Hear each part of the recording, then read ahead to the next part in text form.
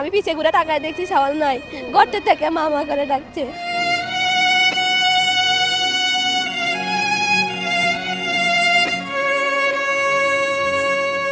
রাজশাহীর তানোরের কয়লাহাট মধ্যপাড়া এলাকায় 2 বছরের শিশু সাজিদকে উদ্ধারের ঘটনায় উদ্বেগ উৎকণ্ঠা ছড়িয়ে পড়েছে সারা দেশে। দিন পেরিয়ে রাত, রাত পেরিয়ে পরদিন দুপুর, তবুও ছোট্ট সাজিদকে এখনো উদ্ধার করতে পারেনি ফায়ার সার্ভিসের উদ্ধারকর্মীরা। ছেলেকে এক ঝলক দেখার অপেক্ষায় দিশেহারা মা রুনা বেগম। চারদিকে শুধুই প্রার্থনা সাজিদ যেন সুস্থভাবে ফিরে আসে মায়ের কোলে। 10 ডিসেম্বর দুপুর 1টার দিকে মায়ের পেছনে পেছনে হাঁটতে গিয়ে হঠাৎ একটি পরিত্যক্ত নলকূপের গভীর গর্তে পড়ে যায় সাজিদ। সঙ্গে সঙ্গে শুরু হয় উদ্ধারের চেষ্টা। স্থানীয়রা প্রথমে চেষ্টা চালালেও ব্যর্থ হলে খবর দেওয়া হয় ফায়ার সার্ভিসকে। বিকেল গড়িয়ে সন্ধ্যা, তারপর রাত পেরিয়ে সকাল, তবুও উদ্ধার সম্ভব হয়নি। বৃহস্পতিবার দুপুরে উদ্ধার অভিযান অব্যাহত রেখেছে খনন করা হয়েছে। সেই গর্ত থেকে সুড়ঙ্গ তৈরি করে পৌঁছানোর চেষ্টা চলছে শিশুটির সম্ভাব্য অবস্থানে। জানা গেছে নলকূপের জন্য খোঁড়া ওই গর্তটির গভীরতা 150 থেকে 200 ফুট। উদ্ধারকর্মীদের ধারণা গর্তের ভেতরে কোনো এক স্থানে আটকে থাকতে পারে শিশুটি।